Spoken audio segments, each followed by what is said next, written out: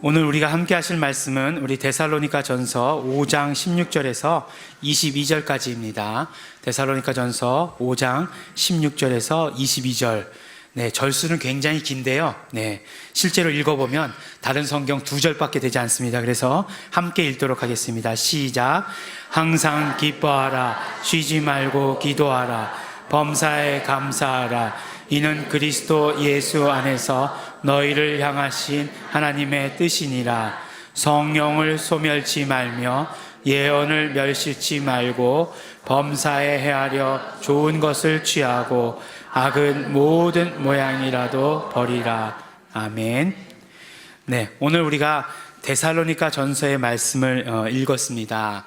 우리 그 데살로니가 교회에 보낸 편지죠. 그러니까 이 데살로니가 그 교회에 보낸 편지는 보면은 우리 성경에 기록되기를 서신서가, 사도 바울의 서신서가 로마서, 네, 그 다음에 고린도전서, 후서, 에베소서, 골로새서, 빌립보서 다음에 이렇게 기록된 것처럼, 예, 그 다음이었는지 안 찾아보시니까 요새 잘 모르시죠. 예, 그렇게 기록된 것처럼 했었기 때문에 제가 어떤 성경을 보고 깜짝 놀랐어요. 뭐냐면 바울 서신의 8번째 편지 뭐 이렇게 썼더라고요. 그래서 깜짝 놀랐습니다. 왜냐하면 왜 깜짝 놀랐냐면 이 데살로니가 교회에 보내는 편지가 사도 바울의 서신서 중에 제일 먼저 기록된 것으로 되어 있기 때문에 그렇습니다. 그러니까 데살로니가 전서가 있고 후서가 있는데 제일 먼저 기록됐다라고 이렇게 알려져 있습니다. 그러면 데살로니가 교회가 죄송합니다. 어떻게 세워지고 어떻게 전도가 되었는지에 대해서는 어디를 읽어봐야 되죠? 예, 사도행전을 읽어봐야 되겠죠. 사도행전의 2차 전도 여행 가운데 이제 그 교회가 세워지게 되었습니다. 네, 어디를 읽어보면 되냐면 사도행전 17장을 읽어보면 데살로니가 교회가 어떻게 세워지게 어떻게 전도되고 어떻게 세워지게 되었는지에 대해서 나옵니다. 근데 그 사도행전 17장 전이 언제냐면 바로 사도행전 16장이죠. 네, 굉장히 그 어려운 수학이죠. 네, 16장인데 16장을 보면 어떤 기록이 있냐면 바로 빌립보 교회가 어떻게 세워졌는지에 대해서 이렇게 나오게 됩니다. 근데 빌립보 교회가 세워진 것에 대해서 보면 굉장히 이렇게 드라마틱한 일이 많아요. 그러니까 처음에 이제 빌립보 지역으로 사도 바울이 전도 여행을 하러 가기 시작한 것부터가 그렇잖아요. 원래 마음 가운데는 소아시아 지역으로 가려고 했는데 이제 그 마게도니아 지역, 그러니까 지금의 유럽 지역에 이제 그 복음을 전하러 가게 된 거죠. 꿈에 누가 이렇게 손짓을 해가지고 이제 글로 가게 되는 거잖아요. 어젯밤에 꿈에 많은 꿈을 꿨는데 그 손짓인지 잘 모르겠습니다. 어쨌든지 갔는데 가서 보니까 그 자주장사 그 두아디라 성의 자주장사인 루디아를 만나게 되기도 하고 또 뭐 옥에 갇히기도 하고 또 옥문이 풀려가지고 나오게 되기도 하고 또 그 간수장이었던 사람들의 모든 가족이 예수님을 영접하기도 하는 그런 아주 드라마틱한 그런 사건들이 쓰여져 있었습니다.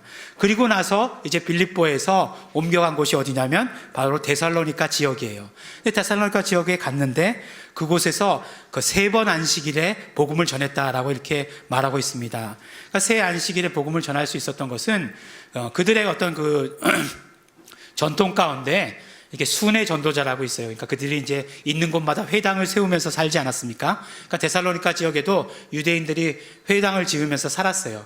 근데 그곳에 이제 순회 전도자가 복음을 전할 수, 그 말씀을 전할 수 있도록 허락한 거죠. 3번 전했어요. 유대교의 말씀을 전하는 줄 알았더니 그게 아니죠. 무슨 말씀을 전했습니까? 바로 예수가 그리스도이심을 전했다라고 이렇게 성경 말씀에 기록이 되어 있습니다. 그러니까 예수가 그리스도이심을 전했어요. 근데 전하고 나니까 많은 사람들이 예수님을 영접하게 된 거죠. 많은 사람들이 예수님을 영접하게 되고 또 그 가운데 몇 명은 바로 바울과 그 일행들을 따르기 시작했고 오늘 말씀에 보면은 그 사도행전의 기록에 보면은 경건한 그리스 사람들과 적지 않은 귀부인들도 복음을 받아들였다라고 이렇게 기록하고 있습니다. 그런데 문제가 또 생겼어요. 무슨 문제가 생겼냐면 이제 유대인들 중에서도 과격한 유대인들이 이제 있죠. 그래서 그 과격한 유대인들이 바로 바울과 그 일행들을 잡아가지고 가두려고 이렇게 마음 먹기 시작했습니다. 그래서 소요를 일으키기 시작해요. 소요를 일으키기 시작해가지고 바울을 못 잡으니까 바울이 머물러 있던 야손이라는 사람의 집에 머물러 있었는데 그 사람을 붙잡아 가가지고 어떻게 하려고 막 했습니다. 나중에 이제 보석금을 바꿔서 통해서 이렇게 풀려줘요. 그러니까 어떻게 되겠습니까? 바울과 우리 일행도 더 이상 이제 데살로니가에서 복음을 전하지 못하고 이제 다른 곳으로 옮겨가게 됩니다. 옮겨가게 되는데 그곳이 어디냐? 바로 베레아라는 곳이에요. 베레아라는 곳으로 옮겨가게 됩니다. 근데 얼마나 데살로니가에 사는 사람들이 드셨는지 베레아에 가서 그것을 얘기하고 있습니다. 베레아에 있는 유대인들은 데살로니가에 있는 유대인들보다 훨씬 더 신사적이다라고 이렇게 표현할 정도로 데살로니가에 있는 유대인들이 아주 거세고 거칠었다 이렇게 얘기하고 있는 거죠. 근데 거친 게 그냥 그 자리에서만 했으면 좋은데 이 베레아에서 복음을 전하니까 베레아까지 따라 내려왔어요. 베레아까지 따라 내려와가지고 이곳에서도 바울의 일행들을 바울이 복음 전파하는 것을 방해하기 시작했습니다. 그래서 사도 바울이 어디까지 내려오게 됐냐면 이제 지금의 그리스도의 수도인 아테네까지 이렇게 오게 된 것이죠. 아테네까지 오고 그 다음에 아테네에서 다시 고린도로 가는 그런 어떤 전도 여행의 일정이 되게 됩니다. 그러면서 데살로니가를 떠나서 아테네에 도착했는지 아직 도착하지 않았는지는 모르겠지만 그 아테네에 도착해서 바로 디모데를 통해서 그 데살로니가 교인들에게 보낸 편지가 오늘 우리가 읽은 데살로니가 전서 후서의 말씀이 되는 것입니다. 어떻겠습니까? 정말 어떤 어려운 가운데에서 처음으로 예수님을 영접하고 믿기 시작한 사람들이잖아요. 그러니까 그들에게 어떻게 하면 신앙생활을 잘 할 수 있는가 권면하고 또 격려하고 또 이런 것들은 하면 안 된다라고 경고하는 그런 어떤 내용이 바로 우리 데살로니가 전서 후서의 그 내용이라고 한다는 것입니다. 정말 처음 믿음 생활 시작했으니까 처음이 중요하잖아요. 처음 시작했으니까 그 처음 길을 어떻게 가야 되는가 하는 것을 알려주시는 것이에요. 그런데 보니까 그 말씀들을 읽고 있는데 보니까 처음에 그런 어떤 그 기록한 서신서임에도 불구하고 성령님에 대한 그 기록들이 빠지지 않고 나와 있는 것을 볼 수 있었어요. 그러니까 우리가 계속해서 몇 주간도 더 되죠. 몇 달 동안 우리가 정말 성령님에 대한 말씀을 나누고 있었습니다.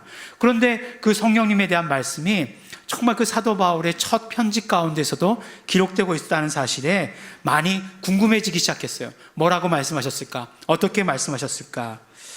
뭐라고 말씀하셨습니까? 항상 기뻐하라, 쉬지 말고 기도하라, 범사에 감사하라. 이는 그리스도 예수 안에서 너희를 향하신 하나님의 뜻이니라.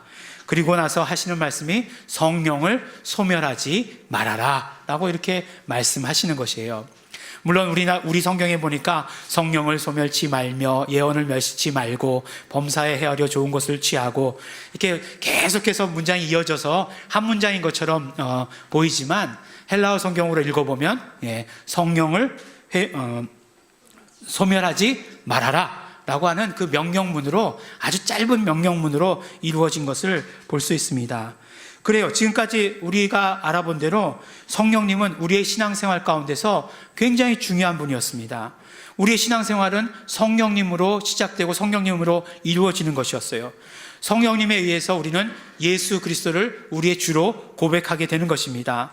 또 성령님은 우리가 예수의 피로 우리의 죄를 씻고 회개하면 선물로 주시는 분이라고 그렇게 우리에게 말씀해 주셨어요.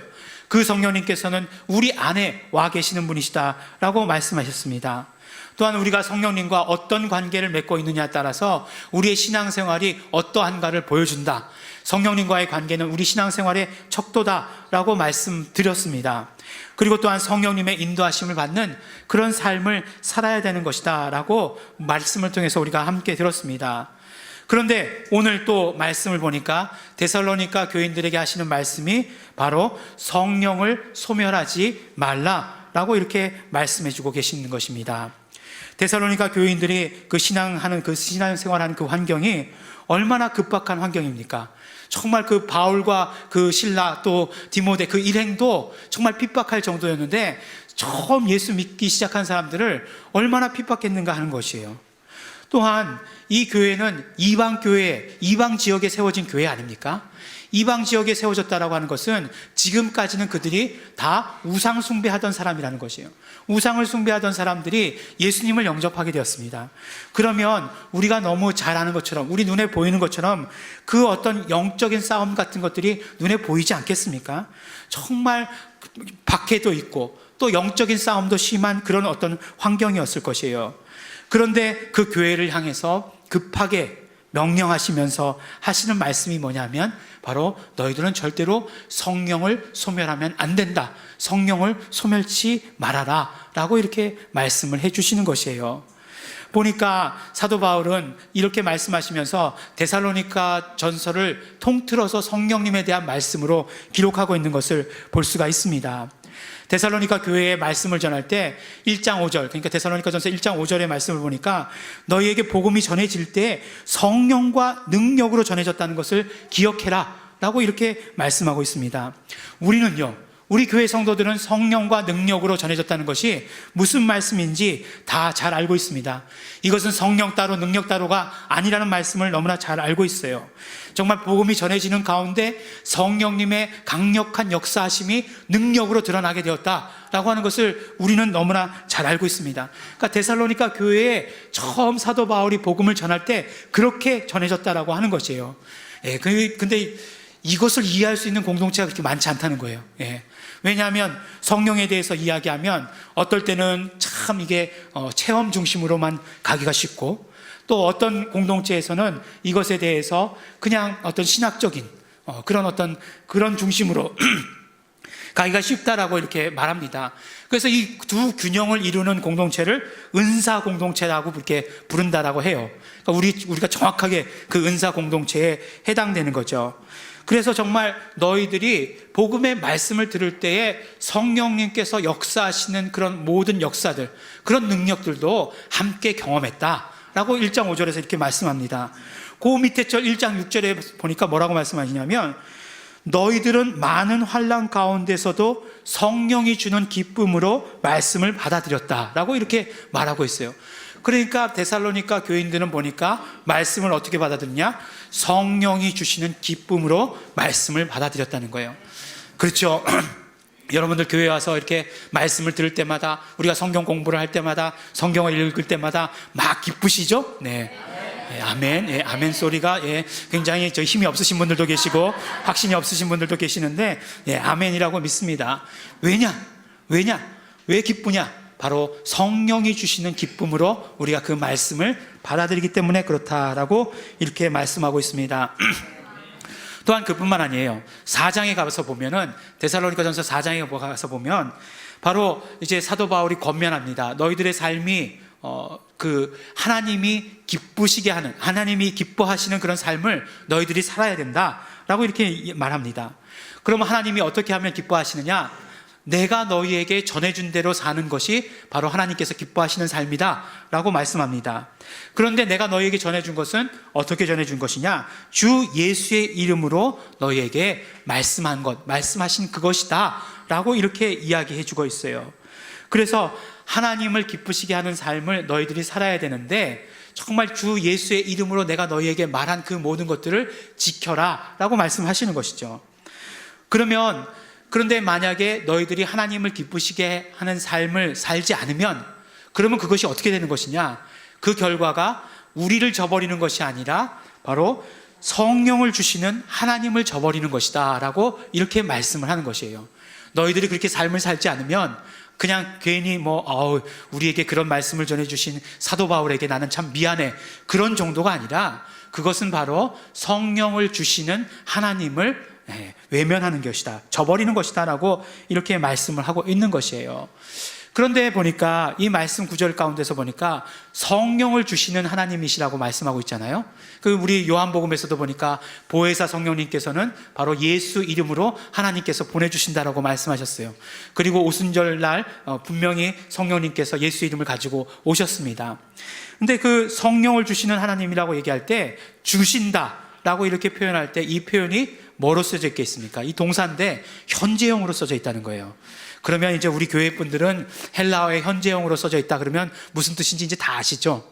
워낙 자주 이렇게 말씀을 나눴으니까 이게 지금 현재를 이야기한다는 거 아닌 거 잘 아시죠? 무슨 말씀이죠? 계속 하나님께서 계속해서 성령을 주신다. 그러면 우리 입장에서 어떻겠습니까? 성령님은 언제나 우리 안에 계신다라고 하시는 그런 말씀이 되는 거예요. 성령님께서는 우리 안에 계속해서 계시다는 것입니다. 그러면 어떻게 해야 되겠느냐? 너희들은 성령님을 소멸하는 일은 해서는 안 된다. 성령님을 근심케 하는 일은 해서는 안 된다라고 이렇게 말씀하시는 것이에요. 그러니까 성도들의 신앙생활에 대해서 계속해서 성령님과 연결해서 말씀을 하시는 것을 볼 수 있었어요. 그러면서 마지막 권면, 이 서신서의 마지막 권면까지도 뭐라고 말씀하시냐면 성령님을 소멸하지 말아라 라고 이렇게 말씀해 주시는 것입니다. 그러면 오늘 우리가 말씀을 통해서 알기를 원하는 것은 성령을 소멸한다는 것이 무슨 뜻인지를 우리가 먼저 알아야 되겠죠. 그리고 또한 그렇다면은 우리가 성령을 소멸치 않는 신앙생활을 해야 될 것 아니겠습니까? 그 신앙생활이 무엇인지가 우리가 또한 함께 알아야 될 내용입니다. 먼저 소멸한다라고 할 때 이 소멸한다는 단어는 어떤 단어가 써져 있냐면 우리가 이렇게 그렇잖아요. 불을 끈다라고 얘기할 때 끈다라고 얘기하잖아요. 그 단어와 똑같은 단어가 사용되었습니다. 그러니까 어떤 이야기냐면 잘 우리가 생각해야 됩니다. 성령님을 불을 끈다라고 얘기했을 때 그렇다고 해가지고 성령님께서 우리 안에서 없어지는 게 아니에요. 없어지는 것은 아닙니다. 정확하게 무슨 말씀을 하냐면 성령님께서 우리 안에 계시면서 역사하시는 역사가 있어요. 성령님의 역사하시는 그런 어떤 사역들이 있습니다. 근데 그 사역들을 바로 불을 꺼버리듯이 꺼버리는 것, 그것을 말하는 것이에요. 그러니까 역사하지 못하시도록 하는 것, 그것을 바로 불을 끈다, 성령을 소멸한다라고 이렇게 표현했다는 것입니다. 이런 표현들 있잖아요. 성령의 불로라고 이렇게 되어 있으니까 성령의 불로 해가지고 성령의 불을 꺼버리는 것, 이렇게 표현하시는 분들도 계시더라고요. 그 표현이 어떤지는 잘 모르겠지만 어쨌든지 간에 우리가 정확하게 기억하는 것은 성령님께서 역사하시는 성령님의 그 사역을 못하시도록 하는 것, 그것을 바로 성령을 소멸한다라고 이렇게 말씀하고 있는 것입니다. 그러면 두 번째로 그럼 우리가 어떻게 하면 성령을 소멸치 않는 그런 삶을 살 수 있겠는가 하는 것이에요. 어떻게 하면? 반대로 얘기하면 성령을 소멸치 않는 삶이란 게 무엇이겠습니까? 반대로 이야기하면 성령 충만한 삶이겠죠. 어떻게 하면 성령 충만한 삶을 살 수 있는가? 바로 그 말씀이 오늘 그 성령을 소멸치 말라라고 하신 말씀 위에 나오는 16절, 17절, 18절, 우리가 너무너무나 잘 알고 있는 말씀입니다. 16절 항상 기뻐해라. 17절 쉬지 말고 기도해라. 18절 범사에 감사해라 라고 이렇게 말씀해 주시고 계시는 것입니다. 이 세 명령과 성령 충만이 관계가 있는가? 네, 관계가 있습니다. 그것도 아주 밀접한 관계가 있다라고 하는 것이에요. 우리가 보통 정말 성령 충만하다 아니다 라는 것을 느낄 수 있는 그런 어떤 감정적으로 여러분들 느낄 수 있는 게 있습니까? 그 느낄 수 있는 게 있다는 거예요. 그 느낄 수 있는 센서와 같은 것이 무엇이냐? 바로 기쁨과 기도와 감사라고 이렇게 말씀해 주시는 것이에요. 만약에 정말 우리에게 기쁨의 문제가 있다거나 아니면 우리 기도에 문제가 있다거나 감사하는 데 문제가 있다고 한다면 성령 충만에 빨간불이 들어온 것이라는 것입니다. 그렇기 때문에 우리가 기뻐할 수 있고 기도할 수 있고 감사할 수 있다고 한다면 그것은 반대로 우리의 성령 충만의 척도가 된다라고 우리에게 말씀해 주시고 계시는 것이에요. 왜냐하면 정말 기뻐하고 감사하고 기도하는 것이 성령님의 역사와 깊은 관련이 있기 때문에 그렇습니다. 첫 번째로 항상 기뻐하라고 말씀해 주시죠. 이 기쁨은 어떤 기쁨을 말씀해 주시는 것입니까? 오늘 말씀 조금 전에도 말씀드렸죠. 데살로니가전서 1장 6절에 뭐라고 말씀하고 있습니까? 여러분은 많은 환난 가운데서도 성령이 주는 기쁨으로 말씀을 받아들였습니다 라고 이렇게 말씀하고 있어요. 그러니까 그 기쁨이라는 것은 어떤 기쁨이라고요? 성령이 주시는 기쁨이다 라고 말씀하고 있는 것입니다. 우리는 기뻐하라라고 얘기하면 기쁨의 종류가 여러 가지 있는 것 같아요. 나에게 좋은 물건, 내가 정말 원하고 사고 싶었던 것, 그런 것들이 생겨도 기뻐하기도 하고, 자녀들이 어쩌다 100점을 맞으면 그것 때문에 기뻐하기도 하고, 정말 그런 기쁨이 있을 텐데 그런 기쁨으로 기뻐하라는 것이냐? 라는 것으로 우리가 생각하기 쉽지만, 아니, 세상이 주는 그런 어떤 기쁨이 아니라 바로 어떤 기쁨이요? 성령이 주시는 기쁨으로 기뻐하라 라고 말씀하고 있습니다. 갈라디아서 5장 22절에 뭐가 나오죠? 성령의 열매가 나오잖아요. 오직 성령의 열매는 사랑과 희락과 화평. 근데 희락을 쉬운 말로 얘기하면 뭐죠? 기쁨이잖아요. 기쁨. 바로 성령의 두 번째 열매도 기쁨이다라고 이렇게 얘기하고 있어요. 그러니까 이 기쁨이라고 하는 것은 성령과 얼마나 밀접한 관계가 있는 것입니까? 로마서 14장 17절에 보면 하나님의 나라는 먹는 일과 마시는 일이 아니라 성령 안에서 누리는 의와 평화와 기쁨입니다 라고 이렇게 말씀하고 있어요. 이제 표준세 번역의 말씀으로 여러분들께 읽어드렸습니다. 그러니까 하나님 나라의 모든 일들은 성령 안에서 누리는 기쁨이다라고 우리에게 말씀해 주시는 것 아니겠어요? 바로 이 말씀을 통해서 우리가 확인할 수 있는 것은 성령님께서 우리와 함께 하실 때 나타나는 현상이 뭐라고요? 바로 기쁨이다라고 하는 것을 말씀해 주시는 것이고, 또한 참 기쁨이라고 하는 것은 성령님으로 말미암은 기쁨이 참 기쁨이다라고 말씀해 주시는 것입니다. 항상 기뻐하라라고 하시는 말씀이 이 말씀 말고 또 다른 곳에서 똑같이 나오는 그런 구절이 있습니다. 어디냐면 바로 빌립보서 4장 4절에 보면 항상 기뻐하라라고 하는 말씀이 똑같이 나옵니다. 그런데 그 앞에 뭐라고 나와 있냐면 주 안에서 항상 기뻐하라라고 하시는 그런 말씀이 나오는 것을 볼 수 있어요. 우리 주 안에서라고 하면 우리는 어떻게 알기로 했죠? 바로 예수 안에서 라고 하는 것으로 알기로 했습니다. 또 예수 안에서라고 하는 것도 애매하니까 뭐라고요? 바로 예수 이름을 불러서라고 하는 것으로 우리가 바꿔서 기억하기로 했습니다. 그러니까 기뻐할 때 우리가 어떻게 기뻐하느냐? 예수 이름을 불러서 기뻐하는 것이고, 우리가 예수 이름을 불러서 기뻐할 수 있는 것은 성령님께서 우리와 함께 하셨을 때만 가능한 일이라고 하는 것을 말씀해 주시는 것입니다. 또한 사도 바울은 항상 그래요. 항상 표현하는 것이 무엇이냐면 너희들이 나의 기쁨이다라고 이렇게 이야기합니다. 데살로니가전서에서도 확인할 수 있어요. 2장 20절에 보니까 여러분들이야말로 나의 영광이요 나의 기쁨입니다 라고 말씀하고 계시고, 그 밑에 3장 9절에 보면 여러분 때문에 누리는 기쁨이 있다라고 이렇게 말씀을 하십니다.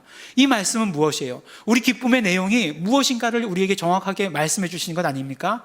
바로 우리 복음의 열매가 나의 기쁨이다 라고 말씀해 주시는 것이에요. 그러니까 우리는 기쁨이 무엇이 기쁨이 돼야 됩니까? 바로 복음의 열매가 기쁨이 돼야 되는 것이에요. 물론 우리 세상을 살면서 다른 모든 것들 때문에 기쁠 수 있지만, 그러나 성령님과 함께하는 기쁨, 성령님이 주시는 기쁨을 어떻게 누릴 수 있느냐? 정말 내가 맺은 그 복음의 열매 때문에, 내가 전도한 사람이 아름답게 믿음이 성장하는 것을 보면서 내가 기뻐할 수 있는 것이고, 정말 내가 선교한 지역에서 그 말씀의 부흥이 일어나는 것을 보면서 내가 기뻐할 수 있는 것이고 하는 그런 기쁨이 진짜 기쁨이고, 그 기쁨은 성령님께서 주시는 기쁨이고 성령님과 연결된 기쁨이라고 하는 것을 우리에게 말씀해 주시는 것입니다. 그렇기 때문에 우리가 성령 충만한 삶을 살기 위해서 어떻게 해야 됩니까? 우리 기쁨의 문제를 정확히 점검해 보아야 합니다. 성령님이 주시는 기쁨으로 내가 기뻐하고 있는가? 정말 예수 이름을 부르면서 내가 기뻐할 수 있는가? 내가 정말 복음의 열매들을 가지고 기뻐하고 있는가? 이런 것들을 바라보면서, 이런 것들을 점검하면서 기뻐해야만이 우리는 참 기쁨, 또한 성령 충만한 삶을 살게 되는 것입니다. 두 번째로는 쉬지 말고 기도하라고 말씀하고 있습니다. 기도야말로 뭐 누구나 다 정말 동의하시듯이 성령 충만과 성령 임재의 그런 어떤 현장이 되는 것 아니겠습니까? 어떻게 정말 성령님께서 함께 하시지 않고, 성령님께서 임재하시지 않고 우리가 기도할 수 있겠습니까? 그것은 정말 나의 어떤 그 한풀이, 내가 정말 하고 싶은 말 다 하는 것, 그것밖에 되지 않을 것이에요. 성령님께서 임재하셔서 성령님께서 인도하시는 대로 기도해야 하는 것입니다. 사도 바울도 고린도전서 14장 15절에 보면 나는 영으로 기도하고 또 이성으로도 기도하겠습니다. 나는 영으로 찬미하고 또 이성으로도 찬미하겠습니다 라고 말씀하는 것을 볼 수 있어요. 우리가 얼마 전에 말씀 가운데 나눈 로마서 8장 27절에 보면 성령께서 하나님의 뜻을 따라 성도를 대신하여 간구하십니다라고 말씀해 주시는 것을 볼 수가 있습니다. 또한 에베소서 6장 18절에 보면 온갖 기도와 간구로 늘 성령 안에서 기도하십시오. 이것을 위하여 늘 깨어서 끝까지 참으며 모든 성도를 위하여 간구하십시오라고 말씀하고 있습니다. 그러니까 기도는 늘 성령 안에서 하는 것이며, 우리의 어떤 기도의 문제는 우리의 성령 충만과 늘 연관되어져 있다는 것을 우리에게 말씀해 주시는 것이죠. 근데 너무나 재미있는 것은 오늘 지금 방금 에베소 그 말씀을 읽었잖아요. 온갖 기도와 간구로 늘 성령 안에서 기도하십시오. 늘 성령 안에서 기도하십시오 하고, 쉬지 말고 기도하십시오. 똑같은 말이잖아요. 똑같은 말씀이에요. 그러니까 그 정말 급박한 때에 급박한 명령으로 처음 쓰셨던 말씀이 데살로니가 전서고, 에베소서 말씀은 어떻습니까? 에베소서 말씀은 사도 바울의 사역의 그 말년에 그가 옥에 갇혀 있을 때에 말씀하신 것이잖아요. 똑같은 말씀을 하시면서 더 자세하게 더 설명해서 말씀해 주시는 것으로, 풀이해서 말씀해 주시는 것으로 우리는 알아들 수 있다는 것입니다. 무슨 말씀입니까? 바로 쉬지 말고 기도하는 것은 성령 안에서 기도하는 것을 말하는 것이고, 또 성령 안에서 기도하는 것은 모든 성도를 위해서 늘 기도하는 것입니다 라고 우리에게 말씀해 주시는 것이죠. 쉬지 말고 기도하라. 내일만 가지고 쉬지 말고 기도할 수 있을까요? 내일만 가지고 쉬지 말고 기도하면 금방 끝날지도 몰라요. 사실 자기 일을 가지고 쉬지 말고 기도하는 것, 그것이 건강한 일일까라고 오히려 또 되짚어서 이렇게 물어보게 되는 것입니다. 뭐라고 말씀하시고 계십니까? 모든 성도를 위하여 쉬지 말고 기도하라라고 우리에게 말씀해 주시는 것입니다.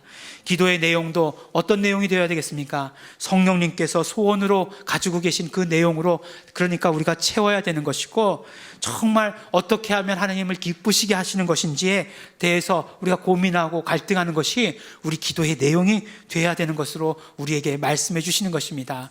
우리의 기도가 그렇다면, 우리의 기도가 사도 바울의 권면대로, 사도 바울의 명령대로 그렇게 기도하고 있다고 한다면 우리는 성령 충만한 삶을 사는 것입니다.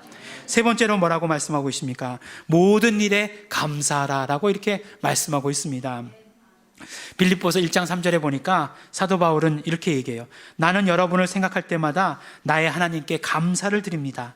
나는 기도할 때마다 항상 여러분 모두를 마음에 두고 기쁨으로 간구합니다. 빌립보서 1장 3절의 말씀을 보니까 세 가지가 다 나왔어요. 그렇죠? 기뻐하는 것, 기도하는 것, 감사하는 것, 이것이 다 나왔습니다. 그러니까 사도 바울에게 있어서, 사도 바울이 늘 신앙생활을 하는 데 있어서 이 기쁨과 기도와 이 감사는 한 세트였어요. 늘 사도 바울의 그 세트가 또 있죠. 믿음, 소망, 사랑. 이것이 한 세트였듯이 이것이 하나로 이루어지는 3종 세트, 늘 3종 세트로 이루어져서 기뻐하고 기도하고 감사하는 것이 함께 있었습니다.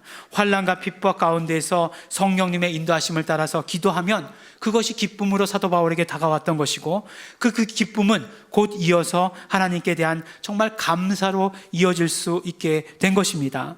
항상 기뻐하고 쉬지 말고 기도한 사건에 대해서 하나님께 감사를 올리게 된 것입니다. 이것은요, 이렇게 감사할 수 있는 것은 성령님에 대한 정말 끝없는 신뢰가 있을 때에 가능한 것이라고 하는 것이에요. 성령님에 대한 신뢰가 있을 때, 그러니까 모든 일들을 또 마지막까지, 종말이라고 이야기해도 좋습니다. 그 마지막까지 보장해 주실 것을 믿고 의지할 때, 그런 성령님에 대한 믿음이 있어야만 정말 성령님께 대해서 감사하는 것이 가능하기 때문에 그렇습니다. 우리가 모든 일이라고 얘기할 때 우리 현재 상황 가운데서 이루어진 모든 일이라고 생각하면 안 됩니다. 그 모든 일이라고 하는 것은 우리의 시간 가운데서도 과거와 현재와 미래 가운데서 일어나는 그 모든 일을 다 포함하고 있기 때문에 그렇습니다. 그러니까 우리의 눈에 보이는 것뿐만 아니라 눈에 보이지 않는 그런 어떤 미래의 일이라 할지라도 우리가 성령님을 의지한다면, 우리가 성령 충만하다면 감사할 수 있는 것이다라고 우리에게 말씀해 주시고 계시는 것입니다. 그렇지 않겠습니까? 만약에 정말 우리에게 감사의 문제가 정말 걸린다라고 한다면, 감사할 일이 점점 줄어든다라고 한다면 그것은 곧 무엇을 말씀하시는 것이냐면 우리가 정말 성령님에 대한 신뢰가 점점 줄어들고 있다라고 말하는 것이고, 그것은 우리가 성령을 소멸해 가고 있다라고 하는 것을 말씀해 주시는 것입니다. 그렇기 때문에 우리가 모든 일에 대해서, 정말 지금 우리에게 벌어진 모든 일들 뿐만 아니라 과거와 현재와 미래에 일어나는 그런 모든 일에 대해서 우리가 감사할 수 있다라고 하는 것은, 그것은 우리가 성령님에 대한 온전한 신뢰를 드리고 있다, 우리가 정말 성령 충만한 삶을 살고 있다는 것을 우리에게 말씀해 주시는 것입니다. 성령을 소멸치 말라, 다시 말씀해서 성령 충만하라 라고 이렇게 말씀하시는 것입니다. 그것이 어떤 삶입니까? 성령님과 함께 항상 기뻐하는 삶이에요. 성령님과 함께 쉬지 말고 기도하는 삶입니다. 성령님과 함께 모든 일에 감사하는 삶이 성령 충만한 삶이다 라고 우리에게 말씀해 주시고 계시는 것입니다. 사랑하는 우리 예일중앙교회 성도 여러분, 데살로니가 교인들을 향한 사도 바울의 갈급함, 그의 어떤 진심을 우리는 오늘 말씀을 통해서 들었습니다. 우리가 어떤 상황 가운데서도, 어떤 환경 가운데서도 성령 충만해야 하는 것을 명령으로 우리에게 말씀해 주고 계시는 것입니다.